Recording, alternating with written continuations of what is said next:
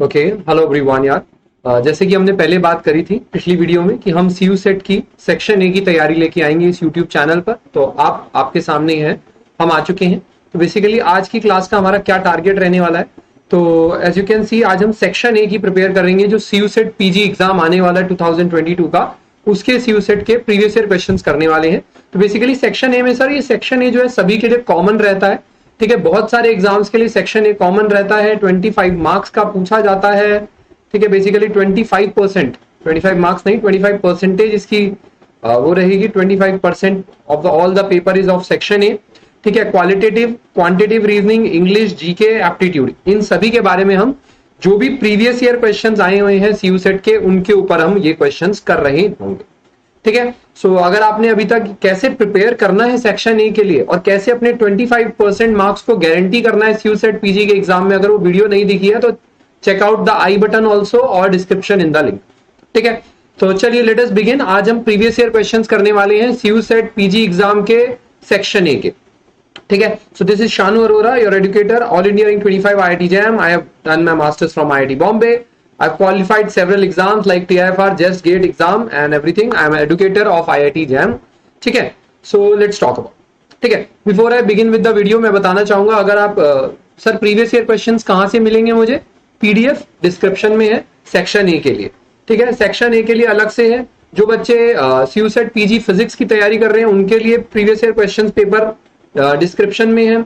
ठीक है, और सर एप्टीट्यूड की कोई बुक रिकमेंड कर दीजिए, वो भी डिस्क्रिप्शन में है। सब कुछ आपको डिस्क्रिप्शन बॉक्स में मिल जाएगा, जाके लिंक्स वगैरह चेकआउट कर लेना। टेलीग्राम चैनल का भी लिंक है वहां पर, टेलीग्राम ज्वाइन कर लेना, और सीयू सेट के और भी स्टूडेंट्स आपको वहां पर मिल जाएंगे जो प्रिपरेशन कर रहे होंगे। ठीक है सर, सीयू सेट फिजिक्स की क्लासेस कब आएंगी? सीयू सेट फिजिक्स की क्लासेस भी इसी चैनल पे कल से शुरू हो जाएंगी। ठीक है, चलिए, so now let us begin with the video. चलिए जी, 2020 का पेपर है सर। ये पीडीएफ कहाँ मिलेगी आपको बता दिया है, नीचे मिल जाएगी डिस्क्रिप्शन बॉक्स में। आगे बढ़ते हैं सर।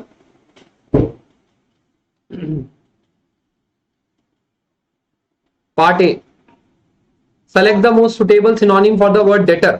डेटर का मतलब क्या होता है? टू मेक समबडी डिसाइड और नॉट टू डू समथिंग। ठीक है, सब किसी को सजेस्ट करना कि यार ये मत कर तू। ठीक है, तो इसका सिनोनिम क्या हो जाएगा हमारा? डिस्करेज। किसी को डिस्करेज करना ना कि तू काम मत करवाए। डिटर का मतलब होता है to make somebody decide not to do something. तो डिस्करेज का मतलब हो गया, उसको सेम मीनिंग हो गया।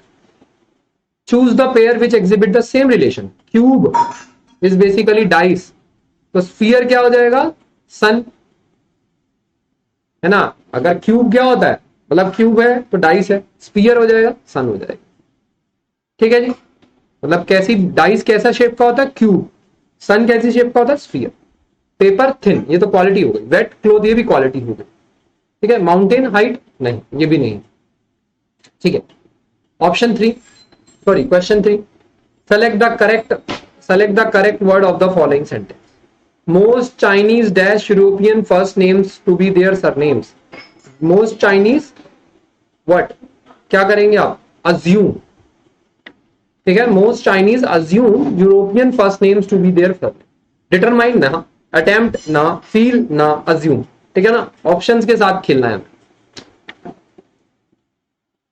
Life is related to death in the same way hope is related to. Life is related to death. ठीक है भाई, मतलब ending. Hope is related to, बताइए क्या कह सकते हैं इसमें sir? Sad, despair, pain, cry. Despair is the correct answer. ठीक है, इसमें जो होगा correct answer will be despair. ठीक है, now identify the word which is opposite to the meaning temporal. Temporal का मतलब होता है, क्या होता है टेम्पोरल का मतलब? कच्चा। सही है, तो इसका परमानेंट क्या हो गया हमारा? इमैक्युलेट। ठीक है, ठीक है, इमैक्युलेट इज द परमानेंट। ठीक है भाई। 6th, choose the most appropriate. ठीक है, choose the most appropriate set of preposition for the blanks given below. Dash, first I found the work very tiring but dash a few weeks I got used to it. ठीक है, तो इसका answer आप क्या कह सकते हैं? For the first week I found, अगर आप सारे वर्ड्स को लगा के देखें, for the first, for first, at first, in first, at first और एट और फॉर में से कुछ जाएगा, ठीक है। तो देखिए for first week I found the work very tiring but in a few weeks I got use to it. तो ये तो पक्का टू आएगा, but in a few weeks, तो यहां पर आप फॉर लगा लेंगे तो ज्यादा सही रहेगा। एट नहीं आएगा, एट फर्स्ट आई फाउंड नहीं, for first I found the work very tiring, नहीं फॉर भी नहीं आएगा यार, एट ही आएगा, फॉर में मजा नहीं आ रहा है, एट ही लगाएंगे, ठीक है ना। एट सही है, बिल्कुल करेक्ट आंसर इसका एट है। At first I found the work very tiring but in a few weeks I got used to it. Question number 7, select the correct meaning of the foreign expression prima facie. ठीक है, prime facie का मतलब क्या होता है? Opens to, ये appears to be true may be proved wrong. ठीक है, ऊपर ऊपर से लगता है कि यार ये सच है, लेकिन अंदर से हो सकता है वो झूठ है। ठीक है, तो क्या हो जाएगा इसका आंसर? ऑन फर्स्ट कंसिडरेशन, है ना, ऐसा लगता है on first consideration it appears to be true but at the later time it may be false. ठीक है जी। 8th, identify the meaning of underlined word. The cosmetic preparation that are used for beautifying oneself have deleterious effects. Deleterious effects का मतलब क्या हो सकता है sir? ये तो लाइन पढ़ के भी आप कह सकते हैं, जो कॉस्मेटिक प्रिपरेशंस होते हैं, जो मेकअप वगैरह होते हैं, वो क्या होते हैं? हार्मफुल होते हैं सर, है ना। तो basically have harmful effect. Beneficial तो हो ही नहीं सकता। ट्रेमेंडस it is not used here. Lasting भी नहीं यूज करेंगे। Harmful is the correct answer. 9th, sir इनकी प्रैक्टिस वगैरह कैसे करेंगे? देखो अभी तो आप कुछ क्वेश्चन मेरे साथ कर सकते हो, प्रीवियस ईयर क्वेश्चन में आपको करवा रहा हूं, बाकी मैंने बुक रेकमेंड की है, डिस्क्रिप्शन में जाके देख सकते हो practice. Identify the word which carries the meaning of the following sentence. Voluntary रिलिंक्विशिंग of something valued, बताइए क्या मतलब होगा इसका? To stop having. रेलिंक्विशिंग का मतलब होता है टू स्टॉप हैविंग, तो बेसिकली क्या आ जाएगा? सेक्रीफाइस करना। वॉलेंट्री रेलिंक्विशिंग ऑफ समथिंग वैल्यूड मतलब किसी चीज को छोड़ना जिसको आप बहुत पसंद करते हो, वॉलेंट्रीली उसको छोड़ना, तो उस चीज को क्या कहते हैं? सेक्रीफाइस करना। ठीक है। Question 10, identify the word which carries the meaning of the underline idiom. The cricket fans were in the dark till the disclosure of the CBI report. In the dark का मतलब क्या होता है? इग्नोरेंट। ठीक है ना, इनोसेंट तो नहीं हो सकते, हैप्पी नहीं, अनहैप्पी नहीं, ignorant. The cricket fans were ignorant till the disclosure to the CBI. Question 11, mathematics part. तो आप देख सकते हैं यार, ये तो हमें श्योर हो गया पैटर्न। अगर हम समझें तो पैटर्न यही है कि सर ये जो है मतलब 10 क्वेश्चन हमारे स्टार्टिंग के इंग्लिश के आते हैं, उसके बाद 5-10 क्वेश्चन एप्टीट्यूड मैथमेटिक्स के आते हैं, फिर 5 क्वेश्चन लास्ट के जीके के आते हैं। Sir, the greatest possible length which can be used to measure simultaneously. ठीक है, 3 लेंथ हमें दे रखी हैं और इनको हमें जो है अच्छे से मेजर करना है। ठीक है, मतलब एक साथ मेजर करना है। तो बेसिकली आप क्या कर देंगे? इनका हाईएस्ट कॉमन फैक्टर निकालेंगे, नहीं हम एलसीएम निकालेंगे, सॉरी। ठीक है ना, इनका हम जो है एलसीएम निकालेंगे बेसिकली, ये तीनों का हमारा जो है वो चीज सेम आए। ठीक है, तो बेसिकली एलसीएम तो हमारा ग्रेटेस्ट नंबर हो जाएगा। सही एचसीएफ ही निकालेंगे भाई, है ना। ग्रेटेस्ट पॉसिबल लेंथ जो तीनों को मेजर कर सकती है, जो कि तीनों में ऐसी लेंथ जो तीनों में कॉमन होगी, वो हमारा आंसर होगा। तो बेसिकली मुझे 7 मीटर मेजर करना है, 3 मीटर 85 सेंटीमीटर मेजर करना है, और मुझे 12 मीटर 9 सेंटीमीटर मेजर करना। इन तीनों लेंथ को मुझे एक साथ मेजर करना है, ठीक है, ताकि जो है मेरा आंसर मतलब एचसीएफ आ जाए। आई गेस यहां पर ये क्वेश्चन मिसिंग है, इट इज 12 मीटर 95 सेंटीमीटर। ठीक है, ये यहां पर मिस प्रिंट है। क्वेश्चन जो है 12 मीटर 95 सेंटीमीटर, इसको आप करेक्ट कर लेंगे।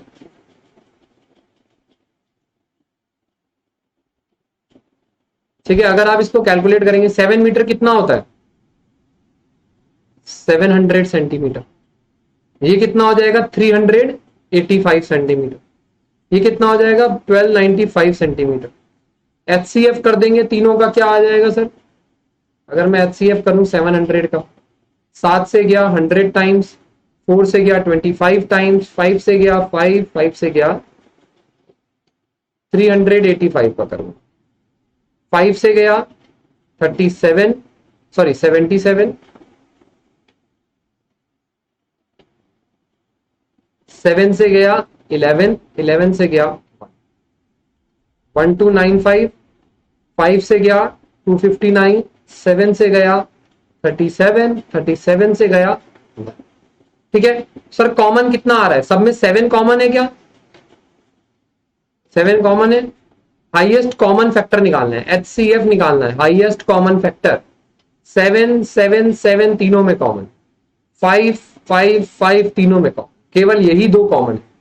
ठीक है, 5 और 7 दोनों में कॉमन है, तो हाईएस्ट कॉमन फैक्टर हो गया 5 into 7, basically 35 is the answer. 35 centimetre is the correct answer, option C. Question number 12 की देखेंगे यार। Total surface area of a cube is 96 centimetre square, what it is volume. सही है sir, एक cube दे रखा है, उसका जो सरफेस एरिया यानी कि 6a स्क्वायर, अगर मैं ए साइड ले लूं एक की, वॉल्यूम फाइंड आउट करनी है ए क्यूब। ठीक है जी, यानी कि 6a स्क्वायर जो सरफेस एरिया है वो 96 दिया हुआ है, ए क्यूब फाइंड करना है, ए स्क्वायर फाइंड आउट कर लेंगे।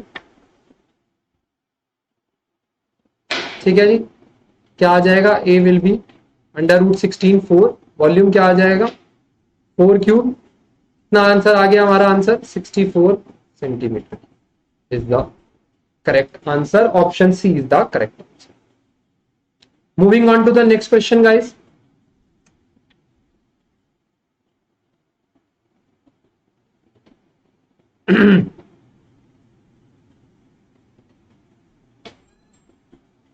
क्वेश्चन क्या है? The population of a town 2 years ago was 6250 due to immigration to the big cities. ठीक है, पलायन हो रहा है यहाँ पर।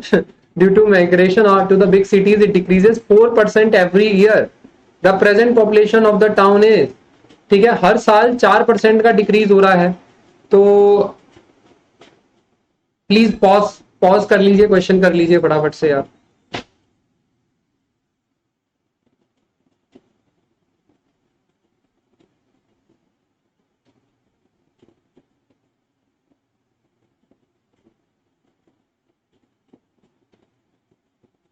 देखेंगे बोर्ड पे यार।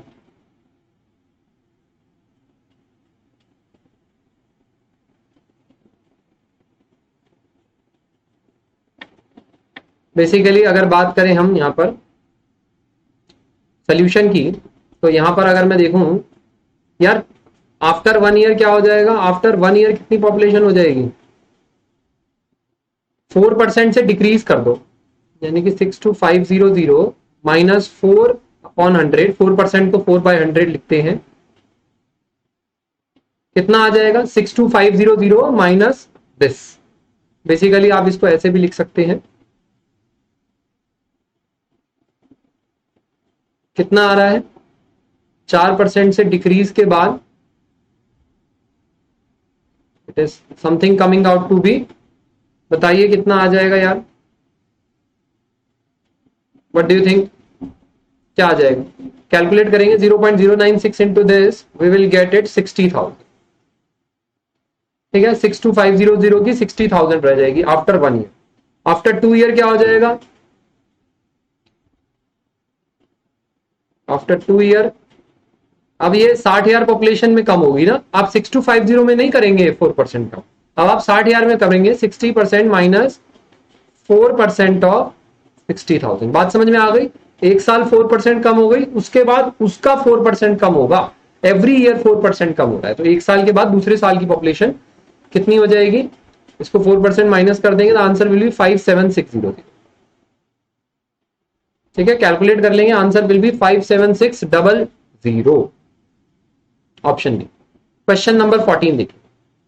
Depreciation applicable to an equipment is 20%, the value of this after 3 years from now will be less by. ठीक है, ये जो है हमारा अकाउंट्स का क्वेश्चन है। बेसिकली डेप्रिसिएशन क्या होता है? डेप्रिसिएशन का मतलब होता है कि कोई आपके पास कमोडिटी है, कोई आपकी जो है कह सकते हैं कोई एसेट है आपके पास, ठीक है, और उसकी वैल्यू जो है 20% हर साल कम हो। मान लो आप एक फोन चला रहे हो, ठीक है, फोन का क्या होगा?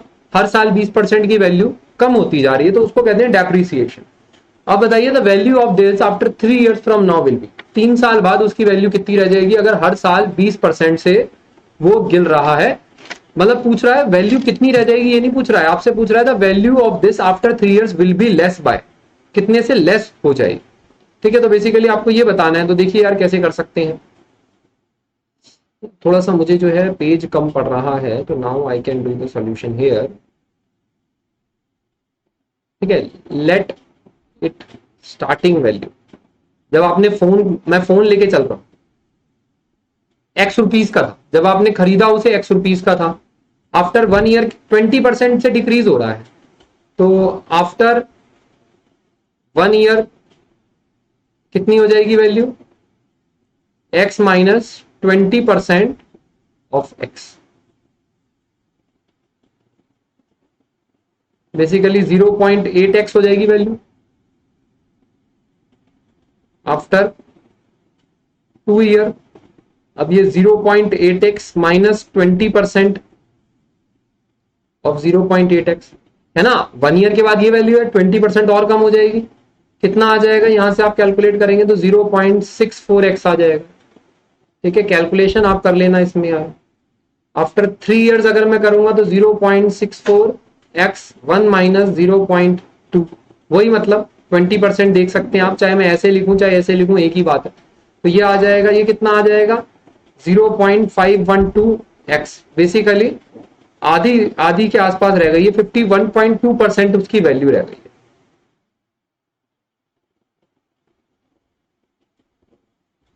ठीक है, 51% वैल्यू रह गई है, 100% से 51%, 51% रह गई है उसकी वैल्यू। ठीक है भाई, अब क्या हो जाएगा सर, हमें पूछा गया कितने से लेस हुई है, लेस बाय कितने से कम हो गई है, तो यानी क्या सर 100% माइनस 1.2%, बेसिकली 48.8% उसकी वैल्यू गिर चुकी है 3 सालों में। आपके फोन की वैल्यू 3 सालों में करीब करीब इतनी ही गिरती है, बिल्कुल सही है, हमने जो है फोन का डेप्रिसिएशन निकाल लिया भाई, करीब करीब इतना ही हो जाता है, फोन की वैल्यू आधी हो जाती है, चाहे आईफोन हो चाहे जो भी हो। ठीक है, तो हमने यहाँ पर फोन का डेप्रिसिएशन निकाल लिया है कि ऐसे निकालते हैं। चलिए बहुत ही बढ़िया, बेहतरीन। आंसर आ रहा है क्या, ऑप्शन में है क्या, ये बिल्कुल है सर, देखेंगे आंसर में। वैसे देखा जाए तो बड़े स्मार्ट ऑप्शन है, ऑप्शन 51.2 भी दे रखा है 48.2, लेकिन हमें पता है लेस बाय का मतलब होता है कितने से कम की गई है, तो 48.8% is the correct answer of this question. चलिए नेक्स्ट क्वेश्चन की तरफ देखेंगे sir. The sum of money is to be distributed among A, B, C, D in the proportion 5, 2, 4, 3. If C get rupees 1000 more than D, what will be the share of D? Pause करिए, try कीजिए, फटाफट से pause करिए, try कीजिए, उसके बाद मैं solution बताऊं।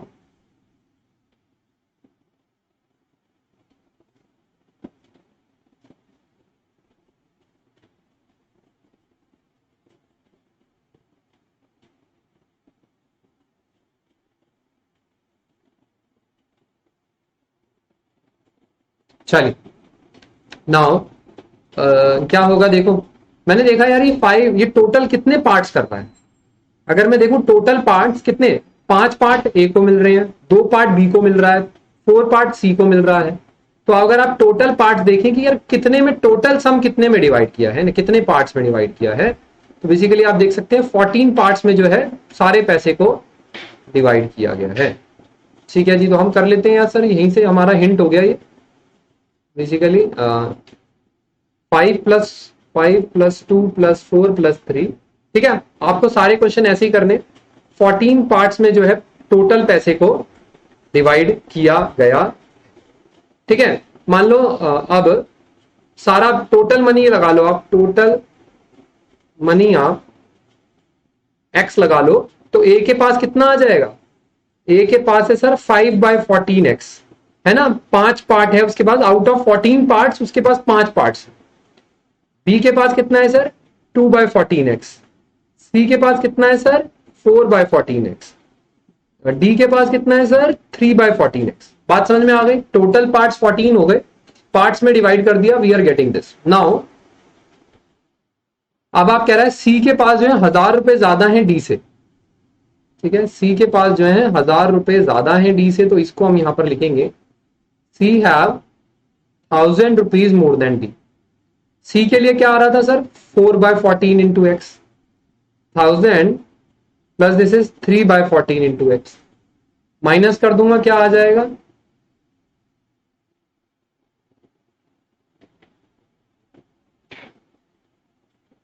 टोटल मनी एक्स की वैल्यू आ गई, टोटल मनी निकाल लिया कि टोटल मनी जो था वो 14,000 था मेरे पास। ठीक है, टोटल मनी मैंने निकाल लिया, 14,000 वॉज द टोटल मनी। अब क्या हो जाएगा, मेरे को निकालना है बी के पास कितना है, क्वेश्चन में पूछा गया है के पास कि बी के पास कितना है, तो बी का पार्ट कितना था सर, इट वॉज 2/14 एक्स, तो कितना आ जाएगा बी के पास, बेसिकली केवल 2,000 रुपए का नोट है बी के पास। ठीक है जी, देखेंगे ऑप्शन में है या नहीं है भाई, देख सकते हैं आप ऑप्शन में है, यहां पर 2,000 रुपए है। ठीक है, what will be the share of the B, B के पास 2,000 रुपए। डन, क्वेश्चन नंबर 16 देखेंगे आप। ठीक है, one of the very favourite questions of as such examinations, कितना वर्क किसने किया। चलिए जी, मैं थोड़ा सा जूम लेस कर देता हूं, यहां पर आप देख सकते हैं 16 क्वेश्चन रीड आउट करिए और बताइए। Please read the question number 16 and solve. CU set 2020 का क्वेश्चन है ये।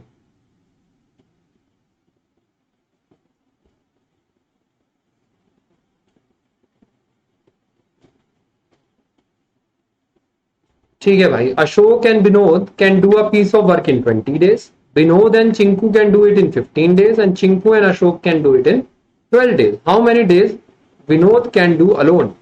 देखो, इस तरह के क्वेश्चंस करने के लिए आपको एलसीएम की नीड पड़ती है, मैं आपको समझाता हूं इसको। अशोक को ए ले लेते हैं, विनोद को बी ले लेते हैं, चिंकू को सी ले लेते हैं और इसको सॉल्व करते हैं।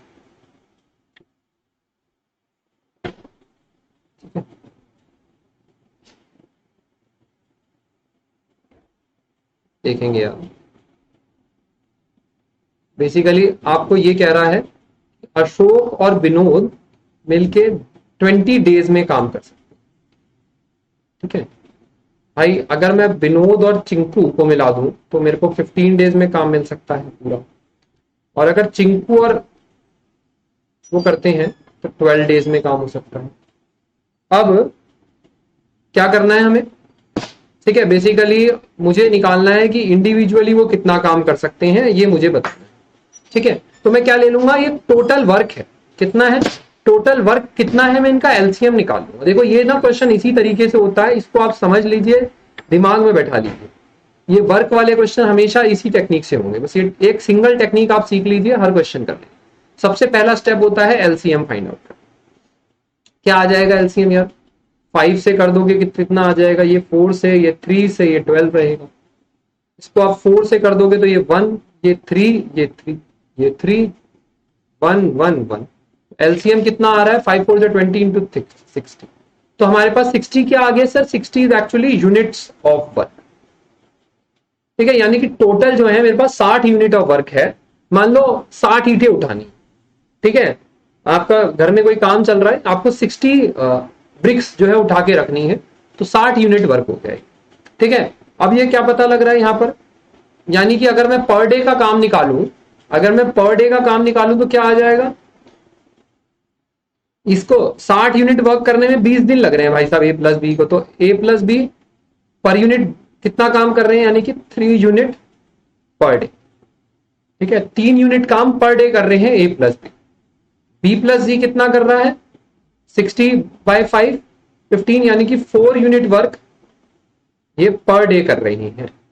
ठीक है, और सी प्लस ए 12, यानी कि 5 यूनिट वर्क पर डे कर रहे हैं, है ना। टोटल वर्क 60 है, तो divided by 20, 3 unit per day, मतलब 20 दिन लग रहे हैं ना, 60 यूनिट वर्क करने को 20 दिन लग रहे हैं, तो यानी कि रोज 3 यूनिट काम कर रहे हैं।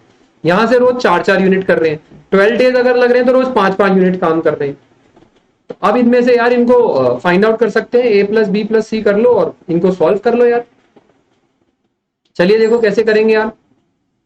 ठीक है, इनको मुझे सॉल्व करना है बेसिकली, तो कैसे सॉल्व करेंगे देखो।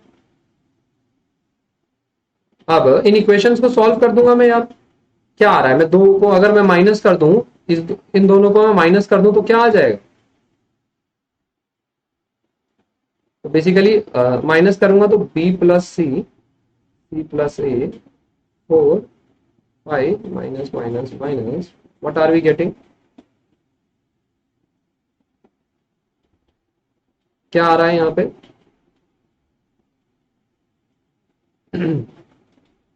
This is b minus a is -1, ये आ रहा है हमारा b माइनस ए, और आप कह सकते हैं सर a माइनस बी हमारा 1 आ गया है ना, 1 यूनिट पर डे।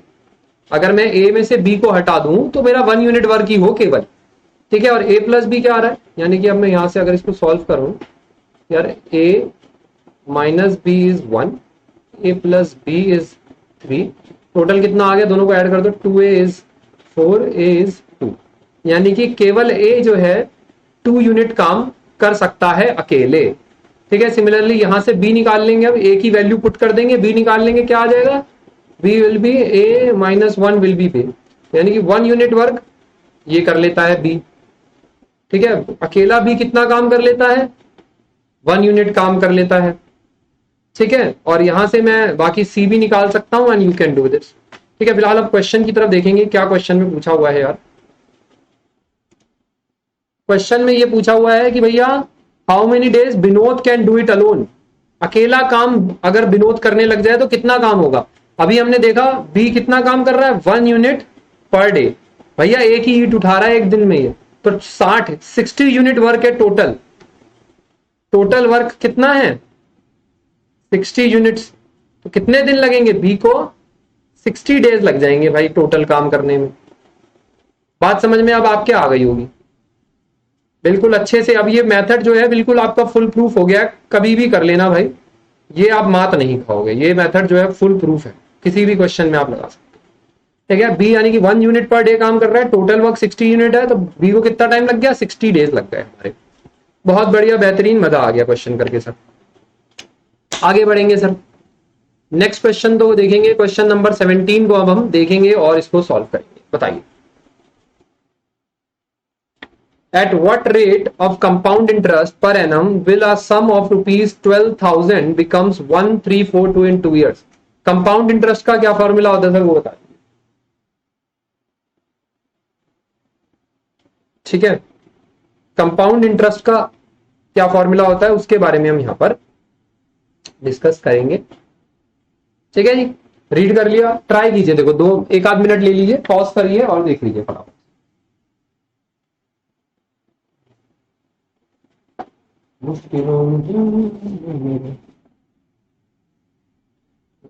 नाइस, कर लिया होगा ट्राई। चलिए क्वेश्चन को करते हैं हम सॉल्व यार, ओहो जगह ही नहीं है। देखो यार, आपको कह रहा है, मेरे को फॉर्मूला होता है, ये फॉर्मूला होता है कंपाउंड इंटरेस्ट का, जिन बच्चों ने फॉर्मूला पढ़ा होगा वो ये होता है, ठीक है।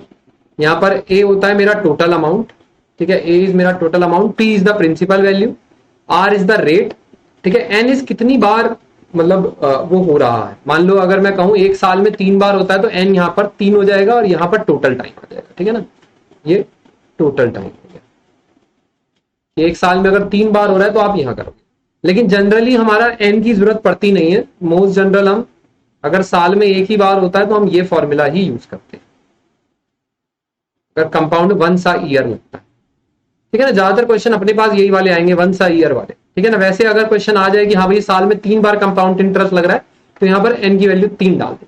चलिए क्वेश्चन दे रखा है सर, अमाउंट हो गया है मेरा 2 सालों बाद, 2 सालों बाद मेरा अमाउंट हो गया है ये, मेरी प्रिंसिपल वैल्यू कितनी थी 1200 रुपए, रेट हमें निकालना है कितने टाइम में, 2 साल।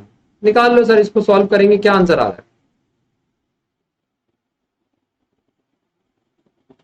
ठीक है जी। इसको सॉल्व कर लेंगे, क्या आ जाएगा यहाँ पर, अंडर रूट से डिवाइड कर देंगे, 1 प्लस आर आ जाएगा। यहां से अगर मैं कैलकुलेशन से आर निकालूंगा कैलकुलेटर में रखकर, तो 0.06 आ जाएगा। 0.06 का मतलब है रेट कितना हो गया, 6%, ठीक है। अगर आर की वैल्यू 0.06 है तो बेसिकली रेट क्या हो गया, 6%, ठीक है। तो ये आ गया हमारा answer. I hope everyone was clear with this now, ठीक है जी। 6% is the option A is the correct answer. Similarly question number 18 भी है, उसको भी देखेंगे। क्वेश्चन नंबर 18 जो है इसको देखेंगे यार, फटाफट से रीड आउट करेंगे, थोड़ा सा इंटरेस्टिंग है इससे ये क्वेश्चन, बहुत ही मजेदार लगा मुझे तो। चलिए sir there is a 60% increase in an amount in 6 years at a simple interest. Simple interest लग रहा है. What will be the compound interest at this money? Pause कर लीजिए, करिए, 1 मिनट ले लीजिए, फटाफट पॉज करके करिए.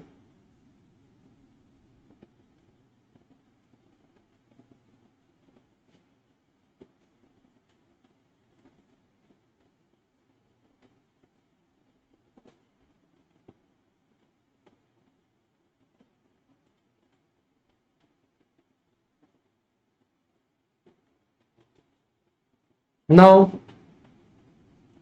देखेंगे इसे आप. Basically, there is 60% increase in an amount in 6 years at a simple interest. What will be the compound interest of 12,000? This करेंगे यार इस क्वेश्चन को सॉल्व, थोड़ा सा स्पेस लेकर.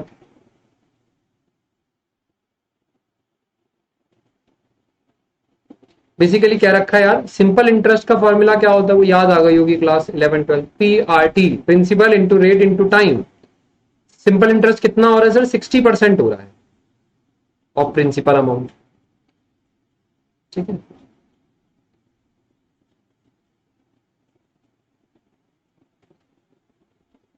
कितना आ जाएगा? रेट कितना है? 6 सालों में. वो कह रहा है टाइम कितना है? 6 सालों में 60% बढ़ा है.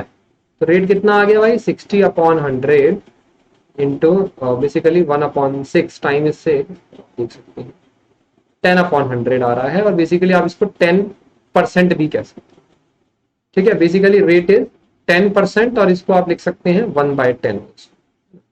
अगर वैल्यू में लिखना चाहें तो ऐसे, और वैसे हो गया 10. ठीक है भाई, अब रेट निकाल लिया. अब वो कह रहा है यार इसी रेट पे अगर कंपाउंड इंटरेस्ट लगा दोगे तो कितना पैसा हो जाता? 12,000 का कितना पैसा बन जाएगा? तो अमाउंट निकालना है. प्रिंसिपल मेरा 12,000 दे रखा है. देखो मैं ऊपर वाला ही फॉर्मूला यूज करूंगा जो हमने यूज किया था. ठीक है, 12,000 rupees, 1 plus rate is 1/10 basically. और कितने साल में? 3 years में. वो कह रहा है 3 सालों में. इस बार 3 सालों में कितना अमाउंट होता है? बस कैलकुलेशन है यार, सिंपल कैलकुलेशन है, करोगे आंसर आ जाएगा. 12,000 इंटू ये कितना आ रहा है हमारा? 1.01. 1.1 आएगा. 10% तो यार ये करीब करीब आ गया सर 15972.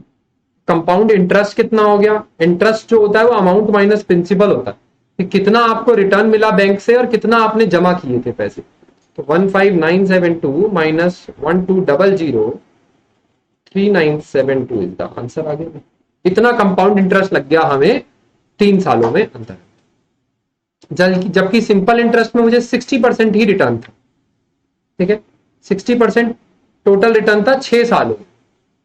ठीक है, तो 3 सालों में केवल 30% ही पैसा मेरे को बना के देता. लेकिन जबकि ये ज्यादा लग रहा है, आप देख सकते हैं कैलकुलेट करके, करीब करीब 4,000 रुपए हैं. तो ये करीब करीब हमें कह सकते हैं आप ज्यादा होगा. ये कैलकुलेट कर सकते हैं. 40% हो गया, ज्यादा हो गया. चलिए 33% हो गया, सॉरी. नाउ कैलकुलेट कर सकते हैं वो आप. नेक्स्ट क्वेश्चन की तरफ हम बढ़ेंगे यार. चलिए नेक्स्ट क्वेश्चन कहां गया सर जी? क्वेश्चन नंबर 19 क्या कहता है? Question number 19, if all the numbers in 3 2 7 4 1 6 5 8 are arrange in ascending order from left to right, the position of the how many numbers will remain unchange. इसको 3 2 7 4 1 6 5 8 को ascending order में करना है. तो 1 सबसे पहले 1 आएगा, उसके बाद 2 आएगा, उसके बाद 3 आएगा, उसके बाद 4, उसके बाद 5, उसके बाद 6, उसके बाद 7, उसके बाद 8. तो कौन सी पोजीशन अनचेंज्ड है? देखो 2 भी यहां पर था, 2 भी यहां पर है, 4 यहां पर था, 4 भी यहां है, 6 यहीं पर था, 6 भी यहीं है, 8 यहीं पर था, 8 भी यहीं. कितने हो गए? 4 नंबर जो हो गए अनचेंज हो गए. तो यानी कि option D is the correct answer. 4 number are unchanged. ठीक है जी, कॉन्फिडेंस आ रहा है आपको प्रीवियस ईयर क्वेश्चंस करके? चलिए complete the series. Complete the series EAC GCE IEG. Pause करके बताइए क्या आंसर आएगा.